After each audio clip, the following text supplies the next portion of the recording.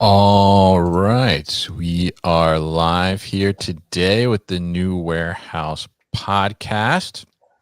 And today we are talking about a very timely topic because it is time. It is that time of the year. It is peak season. And we should be underway already, but we're going to talk a little bit about planning and things like that today. So welcome in if you're tuning in, whether you're on LinkedIn, YouTube, Instagram, or wherever you are watching this from. So welcome in, and if you have any questions throughout the session today, or you have any of your own thoughts or comments as well, feel free to leave them in the comments, and we'll definitely address those.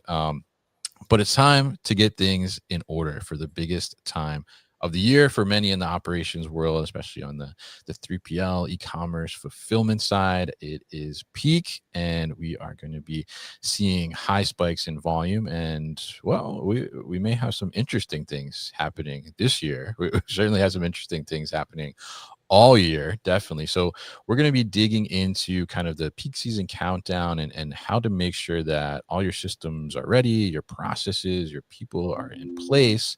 And we're going to be digging into that and definitely getting some insights from that. So if you have some insights from the audience as well, we'd love to have you contribute those too and bring those on in the comment section. So I'm going to introduce Brian Kirst here, no stranger of the podcast. He's been on a few times, and we recently just were on site together at a 3PL down in Louisville, Kentucky. If you haven't seen that video, definitely check it out on our YouTube channel. It was an amazing look at a full-on WMS implementation, I think, from kind of step to step with all the different parties and stakeholders that were involved. But Brian is the Chief Operations Officer at Snapfulfil, and he's also a former customer of Snapfulfil because he had two 3PLs before that he founded and exited, and he's also worked for some of the big names in 3PL as well in his career additionally. So Brian, welcome to the show. How are you today? I'm doing well. Thanks for having me, Kevin. Good to see you again. Absolutely. You too. Always a pleasure. And yeah, we're recording this remotely, but we're like, half hour away from each other in New Jersey, right? So, We could have done this at a diner in New Jersey for sure. yeah, we could have just met at like the diner or something. So definitely. So a pleasure to get you back on here, and definitely a pleasure to have you come on and talk about this, because I think that you've uniquely kind of seen this from multiple sides of the table at this point, right, in your career and your experience. So why don't you tell us a little bit about let's kick this off. You tell us kind of like your first peak season experience, and what was that like, and what was maybe like the biggest thing you learned at that time period. We got to go way back into let's the take it tech. back. Let's take it back. Yeah. Yeah, I mean, I got started in distribution operations, warehousing, probably the mid '90s, mid to late '90s, in first party distribution. And the first peak season there was, I would say, a system shock for me. We were doing retail fulfillment at a time, you're talking about the mid '90s when automation wasn't top of mind. For However, sure. yeah, but this operation was very forward thinking. So we had AGVs, we had a carousel, we had some smart conveyor, and we were shipping hundreds of thousands of units at the time. It was luxury watches, and the peak season was mostly retail. It was e-com wasn't really a thing, but it was a massive peak season for us, an uplift, of close to 100% in volume. And so one of the things that stood out was that really it was a people problem then. It was bringing in labor. Where could we get the labor? But not only that, when we had the labor, making sure that the training was correct and that our management team knew where to go. At the time, I was responsible for inbound, so it was repurposing my staff to assist in the outbound. The inbound processes had died down at that point. So having my team, and they had their specific functions that they were going to operate on in the outbound side, but keeping that thread of communication through the management team, so we knew how to flex resources. We weren't handling a lot of we didn't have dashboards at the time. I remember we had a daily report that came out. It was one of these order reports that was this thick. We called it the hammer report. It came out every morning. The hammer. Okay. Yeah, and then an army of highlighters, every color you can imagine. People start highlighting, hey, this is a rush order. This has to get released. And when you think about how easy it is to plan and release orders today, all of those challenges, everybody knew their role, and everybody knew what they had to contribute to the ultimate success. So the big takeaway, fast forward to now. When you go through a peak period, and I'm glad I'm on the solution side of it and not on the operation side of it this year, because I can imagine some of the challenges are going to, I hate to use the word, but be unprecedented. But going to what we do now, that thread is very similar. You still need to make sure that you have the right staffing levels, that the folks in your operation, your key stakeholders, they know their role and they're communicating back and forth. And there's really no silo within a warehouse operation. You can't silo out IT. You can't silo. Everybody is going to be part of this peak period solution and a successful peak period. So really the takeaway, and we were extremely successful back in that operation in the mid 90s. I will say, the holder of that hammer report became my co-founder at both of my 3PLs. So we had a 30-year relationship that started in that operation. What we learned then, we kind of took through into successful operations. But really that understanding of everybody knows their role, everybody's communicating across the organization, because ultimately the plan really has to be that your ability to pivot and handle and adapt to change, because this year especially, I think what we expect today is going to be very different from what we actually experience by the end of this next quarter.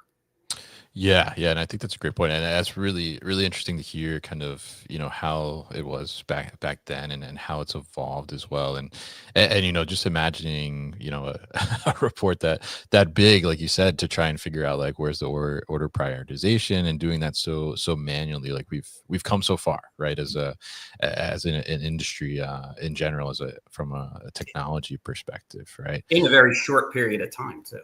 Yeah, absolutely. And I think it's really amazing to see. And sometimes I think it's makes your head spin a little bit about how much technology there is now, but it's also very cool to see that. So tell us a little bit, because you mentioned, this peak season is going to be unprecedented, as you said there, right?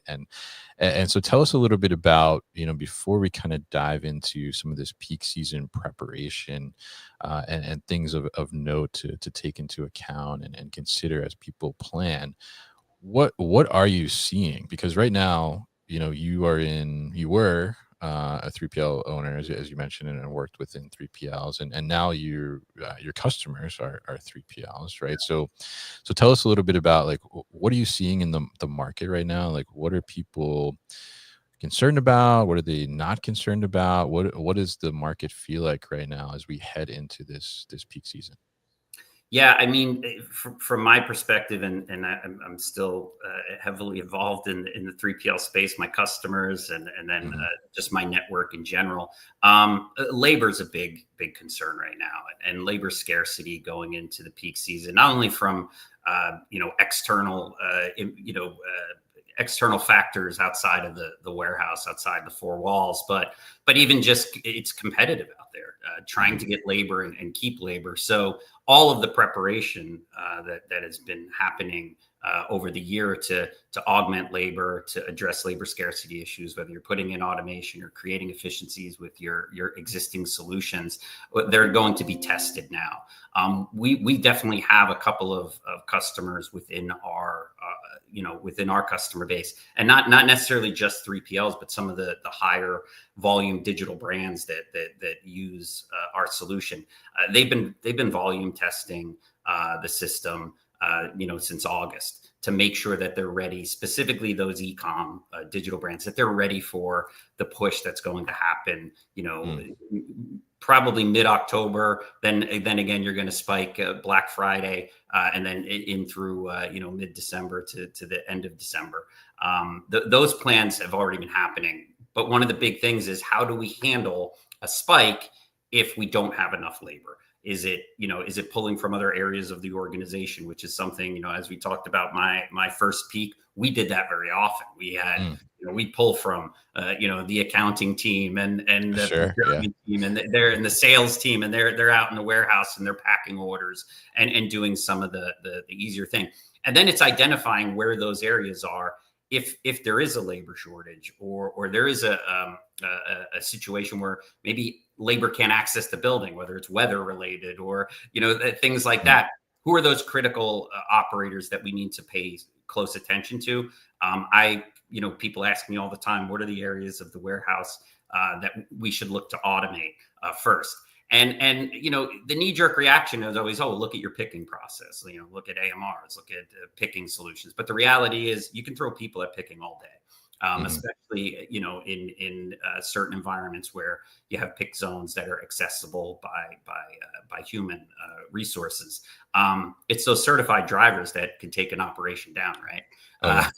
And those become those become your MVPs in moving product, replenishing, putting away. Certified drivers are sometimes overlooked in operations, and I think that's an area that, when you're planning for peak, making sure that certifications are up to date, that anybody who wants to be certified is getting certified, so you have some backups within the operation already.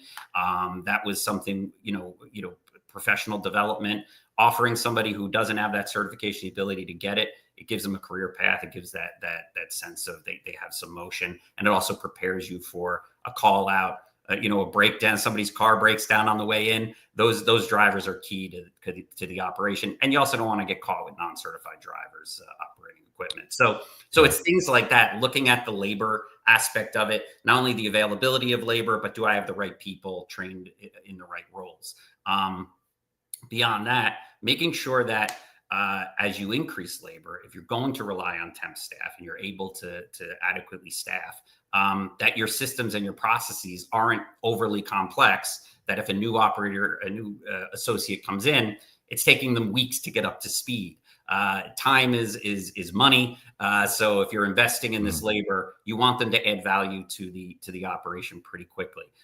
That was one of the things in our operation, and one of the things really that drew me to Snapfulfil as an operator was sort of the ease of use by a new employee. Sure. And we coined the phrase 15 minutes door to floor. If a new employee walks in, I like that. Minutes, yeah, we can have them on the floor adding value to the operation, using a very simple RF, because it's all directed workflows. They just really need a tour of the warehouse. This is where you're going to be working. This is the flow of the locations, and then they can usually start adding value by picking or some other base roles within 15-20 minutes of arriving at the warehouse. So it really helps. You can also quickly judge if somebody's going to have that lasting power. You're not investing a week or two to realize that it doesn't work out, and then you've lost some time there. Or they work a day, and then they get another buck an hour down the street, and they bail. And that's the nature of temp labor. So having the processes and the systems in place to make your onboarding process streamlined and efficient is going to really help during that peak period. Yeah, absolutely. And I think you got some great points there around the people aspect of it, because the certified operators is a huge one, right? Because you have, you could throw anybody to pick from the ground, right? Yeah. But as soon as you need a pallet from like the 5th level of your racking, and then no one's around to drive the reach truck to pull it down, you got a problem, right? Yeah, and that's a big problem, right? It's like, okay, well, I see the products, but I can't get it. Right. I can't bring it down here. And having that, backup and things like you said is so critical there. So tell us a little bit about, because I think that, peak season is kind of like all year, right? You're planning for peak season in a sense, but you have to be in kind of that mindset as well, right? So what do you see is maybe kind of like the biggest mistake from a mindset that maybe an ops leader has potentially? Oh, that's that's a softball, Kevin. It's I've planned for everything. I For know sure. it's going to happen, and I mean the most unexpected things happen, especially during peak. I mean, peak happens during cold and flu season, so most unexpected things can happen. Take out your labor force with a nice flu bug going through, or even I mentioned a little earlier, just weather. I mean, if New Jersey, which is where we're both based. You Yeah. could get a snowstorm, you can get a hurricane, you can get things that take out an operation that you haven't planned for. So I think the feeling that you've accounted for everything and you're ready for peak season is one of the would be a big mistake to make. What you want, you don't want perfection. You want the ability to adapt, right? You want to be able to say, hey, I have a plan, but I also know that I can pivot quickly because, hey, you might have a customer, again, speaking from in 3PL terms, that, didn't communicate their marketing plan effectively. And you see they're not one that you expected a tenfold increase on volume, but then you walk into that. Having the ability to pivot, adapt, and not, and not have a failure on your customer side. So really that, thinking that you have it all planned for. The other thing I think happens a lot when you're talking about 3PL, especially, is operators can become focused on those known customers, right? I'm processing. I know that my big customer is going to have that huge bump, and forgetting about some of those growing brands that you might have, some of those startup brands, maybe they're in their first or second peak, where they don't have the history that they can provide to you, making sure they don't become neglected or an afterthought, because those peak seasons are extremely important to these growing brands, to these startups. So making sure they have the attention. A lot of times that's why they come to a 3PL to help them handle the changes and the scale. So making sure that at the most important and most critical time in their growth journey, that they're not being neglected because you have other larger customers with history and maturity that they can plan better. So kind of not losing sight, making sure you have all your customers ready and planned for. Those are a couple of things, and just don't use your internal IT as a reactionary force. Keep them in there to be proactive. Make sure we all rely on good internet and good network and the ability to be resilient. Making sure that all those things are covered off on, because the last thing you want in peak season is to have a simple thing like a bad access point or an outage in a warehouse, things like that, because hours, minutes start to matter. Especially in those absolute peak times. For a 3PL especially, those minutes, if you're not shipping orders, it's just you're just burning dollars at that point.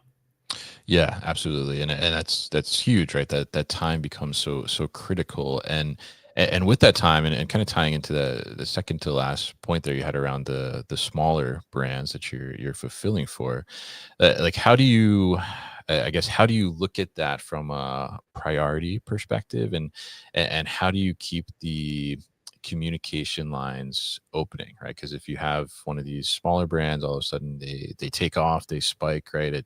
At some point it's inevitable that you're not going to be able to deliver on probably the same service level that you typically would throughout the year. So how do you make sure that you're navigating that tactfully, I guess I would say. Yeah, so this goes back to a little bit of what I said earlier around internal communication and folks knowing their roles. So shout out to all the 3PL account managers out there, right? We always said that our account management team, they were an extension of the customer's brand. They were the advocate for the customer internally, and we expected that internally when we were having planning meetings and conversations, that our account management team were really the voice of the customer, and they should push back on us so that their customers get what they need. So making sure internally that communication is happening, so your account management team is communicating effectively and being heard by the operations team, so they can ensure that their set of accounts or their specific accounts are getting the service that they need. Externally, as much as you can, getting an understanding of what the customer is expecting for their peak season. Again, some of the growth brands might not have that history, but I noticed, in my last 3PL, some of the digital brands have such great tools. They know for every marketing dollar what that can convert into in order volume. And we had one customer who was an extremely successful digital brand now, that really could tell us, hey, we're increasing our ad spend on the social media platforms this weekend. Here's what you can expect to walk into, and they give us a nice range on Monday. So a lot of these brands have a lot of tools at their disposal to give you some good, accurate insight. The challenge is making sure that you're getting that information and then it's communicating down to the operations team. But really, it's on the operation, to make sure that you're servicing all of the brands. You don't want to miss SLA. So you want to make sure you have those internal dashboards and internal notifications, and you're able to flex your labor pretty easily within the warehouse to say, hey, I need to kind of, balance out the labor so that we're hitting all of the customers. You always have your loudest customers. You're going to hit them first. Your largest volume customers, you're going to hit them first. But the more you can direct those workflows and the more you can kind of prioritize the work and cascade that work through the warehouse, the better chance you're going to have to hit SLA for all your customers. And really just working with the customers to set the right expectation, set the right tone. You don't want anyone to feel like they're being neglected, especially during peak, or that their customers aren't getting the attention that they deserve. With 3PLs, the communication chain is always exponentially loud, right? It's the customer's customer going to your customer, coming to you, and then you going out to your operation. So by the time it gets to the operation, it's probably at a very high pitch. So being proactive as much as possible so that you kind of minimize the impact that you might have, the negative impact you might have on a brand, but really trying and having a plan that can accommodate all of the requirements. And, I know there's some providers out there with hundreds of customers, and it becomes a challenge every day. But as much as you have that data, you have those plans in place, and you have those release strategies that work, the peak processing becomes much more manageable. It really comes down to your ability to manage those changes. Again, we're going to keep coming back to it, I think, which is you can have a peak plan, but plan for that plan to change. That is really yeah. Whatever the plan is, it will change at some point, right? It will be wrong tomorrow. Definitely. So it's a very good tips there and information about like how to properly communicate and share that information with your clients and navigate some of those varying levels of volume that can come in there. And so if we look at, we kind of talked about the people aspect, right? Preparing on that side, which is a huge piece of it.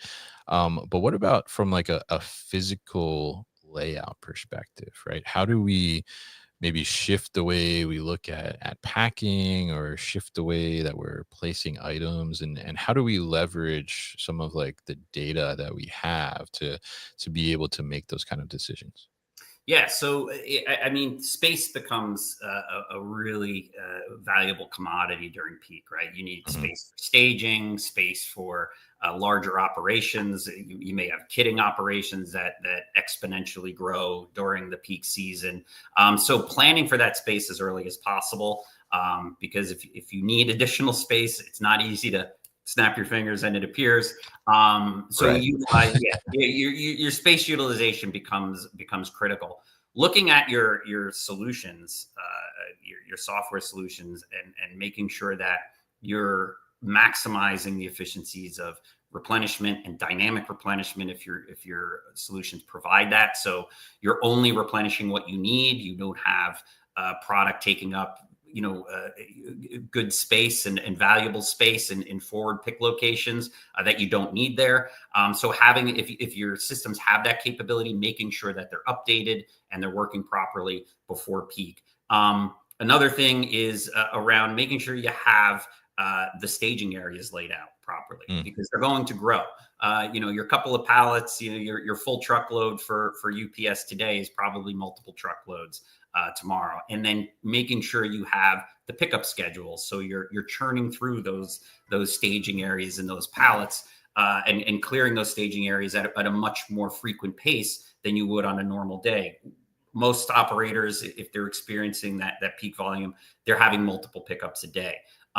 Making sure those areas are planned for, and then towards the end, as you hit mid-December and you're coming into January, having an area for returns, and starting to think about what that reverse logistics operation is going to look like come January, because your peak outbound becomes your peak inbound in January, and you start handling returns processing on the reverse side for the first couple months of the year. So having that floor space planned out, but not only planned out, properly identified in your software and your WMS, because your physical layout really has to marry up to your system layout. So your directed workflows are going to work properly. You're not going to end up with orders sitting in places that people can't find, and things like that. So really understanding the utilization of the space, and then making sure it marries up. If you're changing any layouts, that you make sure you make those changes in the software as well.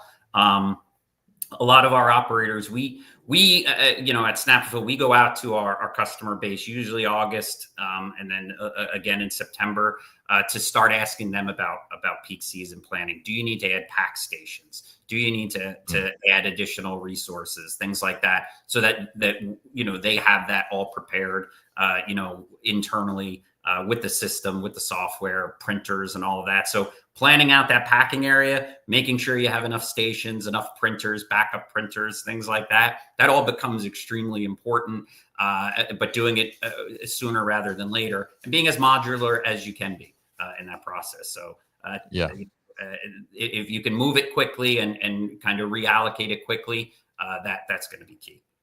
Yeah, absolutely. And I think that flexibility, like you said, is so important too. And that's a great point about the staging locations too, because that's going to grow, as you said, and then expands more during higher volume. But in similar regard, we talked about, you bringing more people in, getting them trained, and, having more pickers and things like this. What about like from a congestion perspective? Like, how do you plan to alleviate some of that congestion that could potentially be caused by these additional employees? Yeah, so that's a really good point. So another area, when you're talking about making sure your system is ready for peak, that's another area. So if your system allows for congestion rules, making sure that they're configured or adjusted to handle your peak processing. So again, Snapfulfil does have those rules, congestion rules. You can set the number of pickers you want in a specific area at any given time, so it'll reroute the work so that you don't create congestion. We also have, the capability to, be able to skip areas. So if an operator comes to an area that is congested and they want to move past that to come back to it, you have that flexibility as well. So again, making sure you understand the capabilities that your system offers, putting those in place or updating them for your peak season is key. So as much of it that you can make system driven is going to do the best. So if your system allows for directed workflows and directed putaways and all of that, put as much of that in place as possible, so that an operator, a supervisor, can really look in the system and quickly see where somebody might be stalled out, where somebody might be spending too much time in an area, and then either message over the device or get on a walkie-talkie or take a walk out into the operation, and kind of investigate what's going on there. Is it a process issue? Is it a congestion rule that needs to be updated? And if you can make those updates on the fly, even better. But yeah, having a lot more people in the warehouse requires a lot more thought and a lot more planning. Sure. So making sure that you're not creating congestion, you're not creating where people are standing around waiting, because all that wait time, it translates into losses there. So. Yeah, absolutely. And I think that's really an interesting way to look at it. And you touched on the system side, right? Making sure that you've updated your system and that you have these things in place. And if there are these options, like you said, the kind of the skip this congested area, come back to it later, that you've put those in place and put those into your kind of standard work and processes and trained how to do that, right? Which is definitely important. So let's talk a little bit about the system readiness portion, right? Because I think the last thing we want, right? We bring in all these temps, these seasonal workers, we rearrange our layouts, we expand our staging areas, we add pack stations, we bring out the folding tables, maybe in some cases. One of my favorite tools in the warehouse, I'll say a folding table. But the last thing we want is the system to go down, right? Or something to not work in the system. So how do we start to kind of test and make sure that we are solid from the system perspective? Like when does that portion start and how do we go about doing that? Yeah, there's a couple pieces there, right? So as you're adding resources, pack stations, and pickers and things, the first piece is you want to make sure they have the right equipment. So Right. making sure, and again, this is where I don't make IT a reactive partner in this. Bring them into the conversation. If operations says, "Hey, we need 10 more pickers," well, you're probably going to need 10 more devices. If you need 20 pack stations, you're going to need label printers and things like that. So making sure you have the hardware and the infrastructure to support those system uplifts that you're doing. So that's key there. And on the hardware side, making sure you have some backup RF devices, battery chargers, batteries, all of those things that are routinely an issue in an operation. I can't find an RF. I dropped it. The screen cracked or whatever. Making sure you have a few backups there so that you don't have any significant downtime. Sure. When we get into the actual system performance and ensuring system uptime, talk to your provider. In our case, we've had several conversations across a lot of our customers who go through the planning process around volume testing. What's our what's our plan, our disaster recovery plans. They're validating our recovery process with us. What are the different SLAs they should be paying attention to? We have our production environments. We also have our test environments and our replica environments that our customers all have access to. So making sure they understand what SLAs to expect out of each of those environments. At Snapfulfil, we're constantly monitoring the resources that are being utilized, and then we can make adjustments in real time to meet spikes in demand. We've already have our peak planning in process. So we've expanded our resources to accommodate where we know there's going to be bursts. If we need to do additional, we'll do that in real time. We're monitoring that 24/7 with our technical team here and then our hosting partner. So making sure that you're in contact with your provider to understand all of that. And then there's the flip side. There's the local issues, right? Making sure that your network is going to be able to handle the load. Your integrations to your external systems that are feeding your WMS. Sometimes it's not the WMS that can't handle the volume as we've experienced. It's the host systems that can't handle the pushback. So tens of thousands of orders can come in to a WMS, but can that process back out?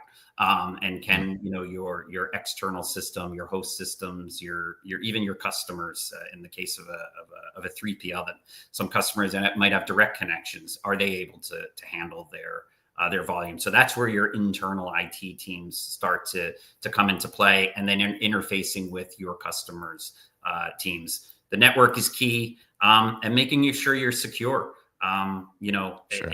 It is, if folks, if you're paying attention to the news right now, cybersecurity continues to be an issue, especially in the supply chain. We're seeing an increase in attempts to penetrate, the supply chain.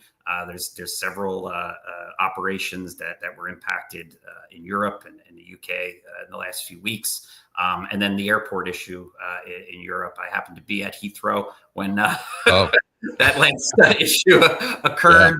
Thankfully, I was one of the first flights out, so I was mildly impacted. But it is still that should be on every IT manager's top of their list, is the resiliency of their internal. I know it's on our radar all the time.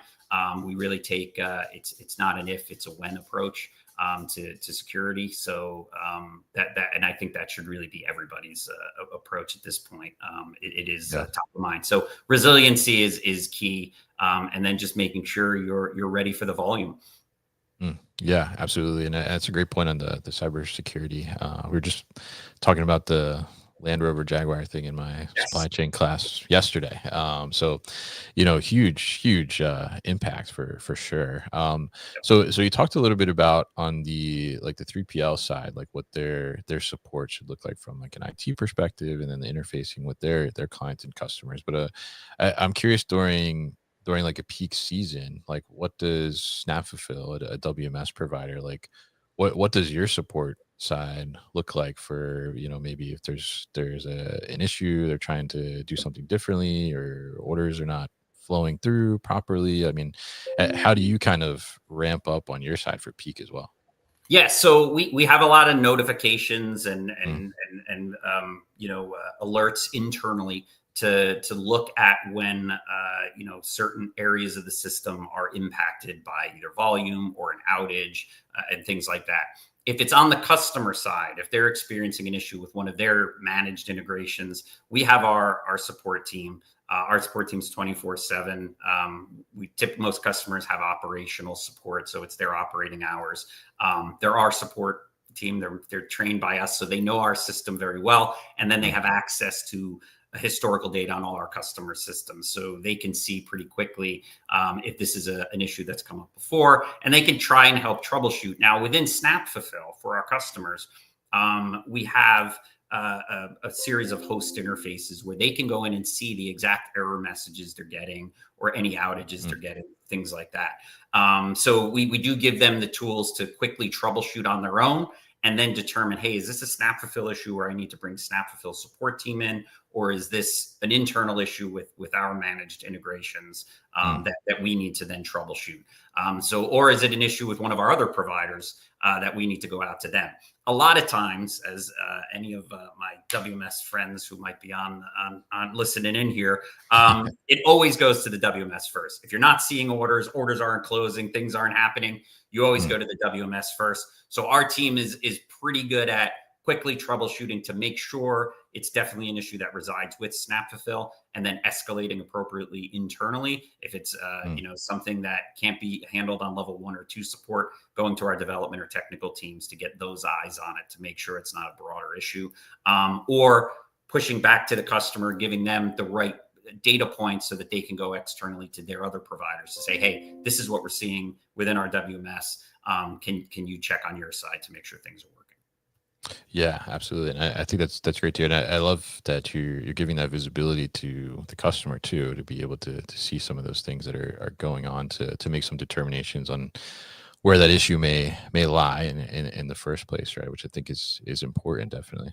Yeah, we're trying to address sort of, there's a large range of use cases, or our user base, right? We have 3PLs that have a mature staff and IT resources, but then we have some folks who might not be able to do all of the troubleshooting. So we want to give the right tools to the right people. So where you have deep IT resources that they can go in and kind of take things down the road pretty far, and then come to our support team if they're unable to resolve, that's fine. On the flip side, we have some of those users that are operators. They might not have, maybe they only have 1 or 2 people in IT, and they're focused more on hardware or things like that.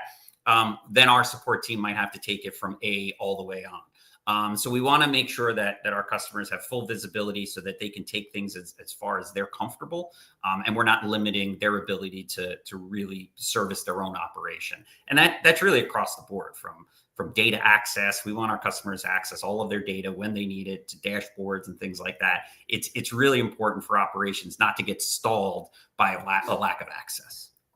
Yeah, absolutely. And I love that you see it that way and want to give that visibility. So we've kind of talked about, some of your peak history, we'll call it there. And we've talked about the people side. We've talked about some of the system side, the layout side, how to think about it from a mindset perspective. So now, we get to kind of the day of, right? Things are about to go crazy, right? These orders about to flow in. We're about to be like, we're gonna have that second where like this is amazing for my business, and then we're gonna have the next second that's like, okay, I got to ship all this stuff now, right?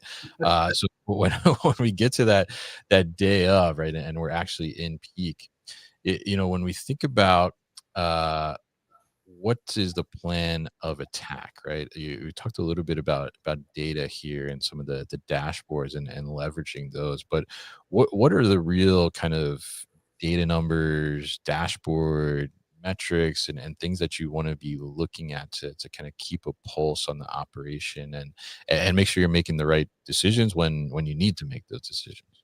Yeah, data is going to be key here, right? Knowing what your KPIs and your standards are going in, what you're expecting your throughput times to be, what you're expecting, your pick accuracy, and I'm sorry, your pick throughput, your Mhm. units picked per hour, packages, pack station throughput, having those standards going in, and then building those dashboards around it so you can quickly Mhm. identify pain points. And those pain points don't always necessarily relate to people. They could be process related. Hey, I Mm. have the wrong, a pick method in here, or the wrong pick path. It's taking too long. It's not what we expected.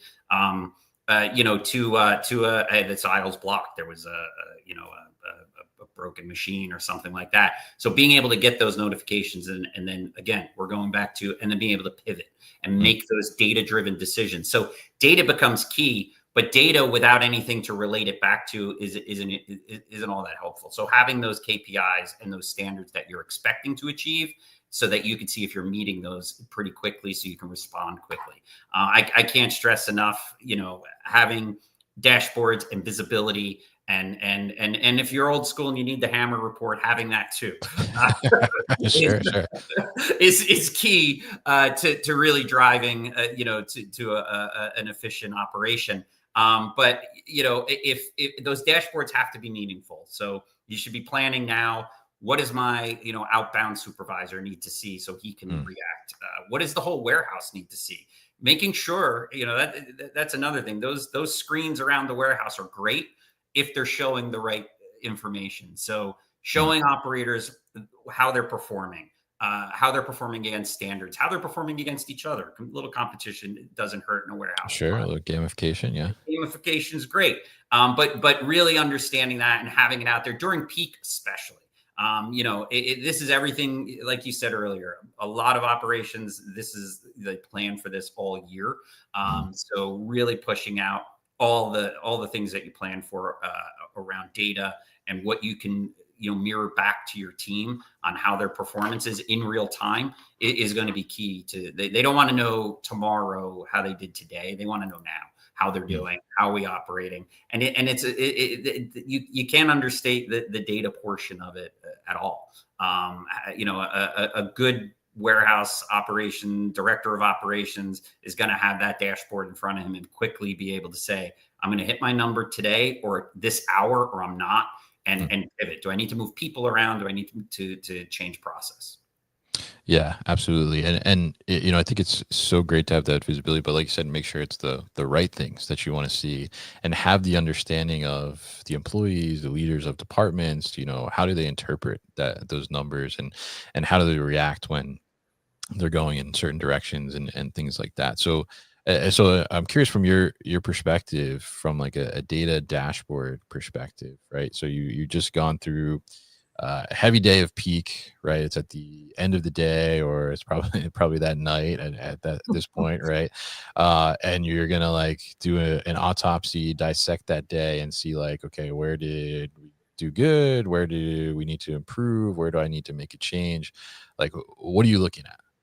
Yeah, I think the initial goal of every operator is, did I get all the orders out, right? Mm-hmm. Because again, if you look at it through a 3PL lens, that's ultimately how you ring the cash register, right? So did I ship all of my orders?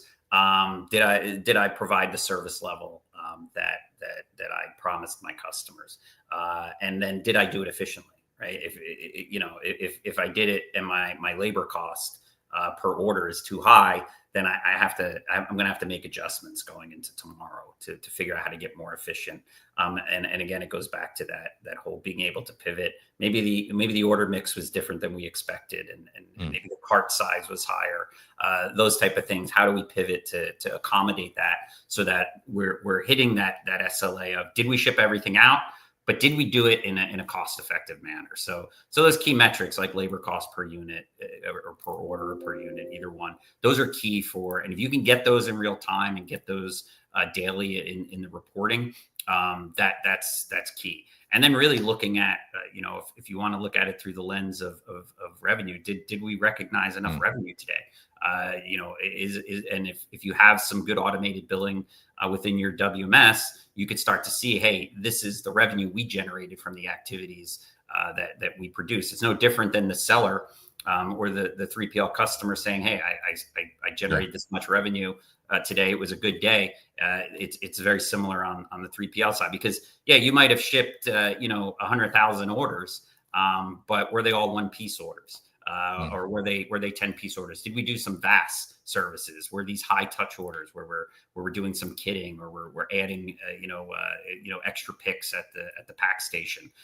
Because that all changes the revenue component to it. So being able to have those metrics at the end of the day, that's what drove a good conversation at the end of the day, or the morning, the next morning with my management team, not only at the 3PLs I operated, but the ones that I worked for. Did we ship out enough orders and generate enough revenue yesterday? Do we need to make adjustments today? And if you didn't ship out the orders, or you have things that are carrying over, what's the conversation you're going to have with your customer? How do we make that right? And be proactive about that conversation. You don't want a customer calling to tell you that you didn't hit your SLA. You kind of want to get ahead of that. Yeah. Definitely. And that's a good tip there. And so, and then hopefully, after you've done that dissection of the day, you're able to get like at least an hour of sleep, right? At some point, right? So and do it again tomorrow.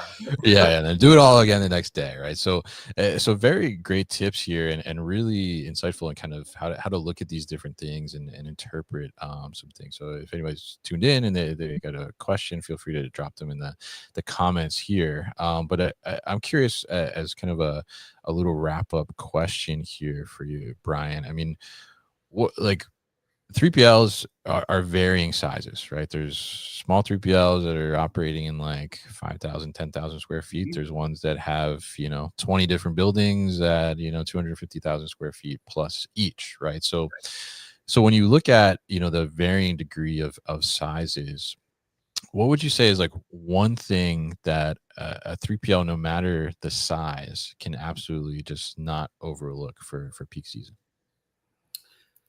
That's a good question. I think it's going to really come down to two areas, right? It's having your plan and communicating the plan, because you're going to have a lot of new faces, a lot of new hands in it.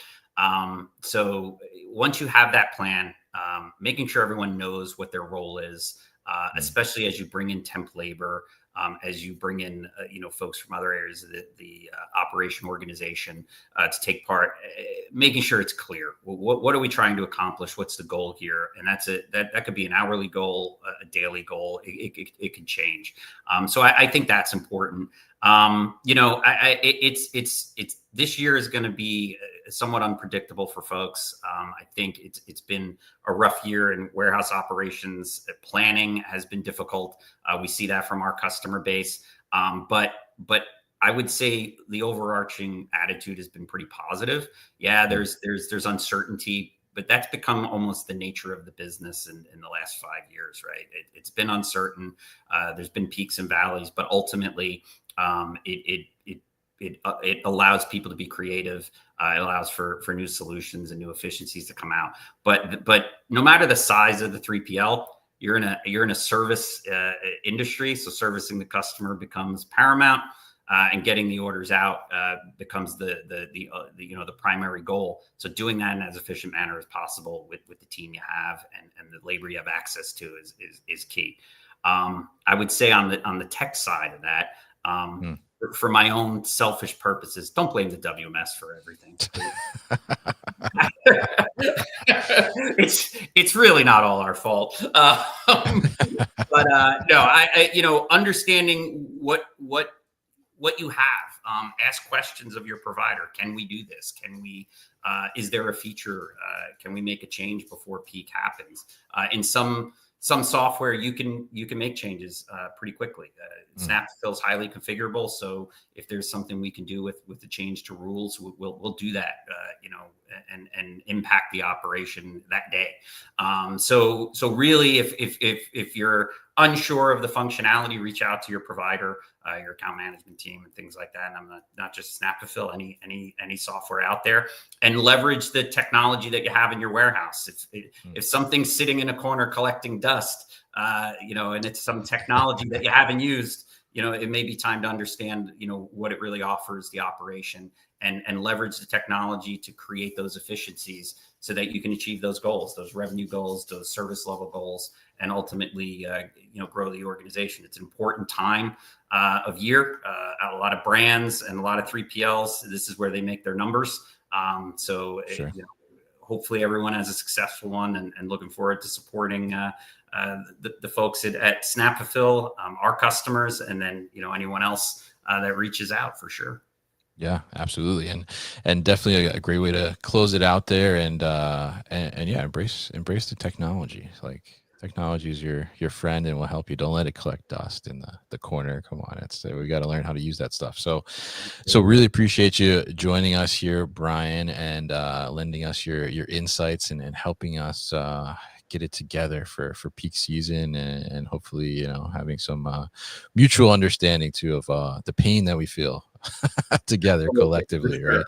Yeah. So really appreciate you coming on, and if people are interested in learning more about Snapfulfil or talking to you a little further, what's the best way to do that? You can always find us at snapfulfil.com. You can fill out the form there, get a demo of the system, and you can reach me on LinkedIn or through the Snapfulfil website.